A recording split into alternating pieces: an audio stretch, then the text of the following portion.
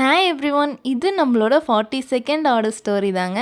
ஆனால் அதுக்கு முன்னாடி ஒரு விஷயங்க. உமன்ஸ் டே அன்னைக்கு விஷ் பண்ணாமல் போனால் எப்படிங்க? Happy women's day. நம்ம ஆர்டர் ஸ்டோரிக்குள்ளே போவோமா? நம்ம கஸ்டமர் என்ன கேட்டிருந்தாங்கன்னா 3D ஹார்ட் ஸ்டஃப்டு நியூட்டலாக கேட்டிருந்தாங்க. அதுக்குள்ளே நியூட்டலாவும் க்ரன்ச்சியான நட்ஸுமே சாப் பண்ணி ஆட் பண்ணியிருப்போங்க.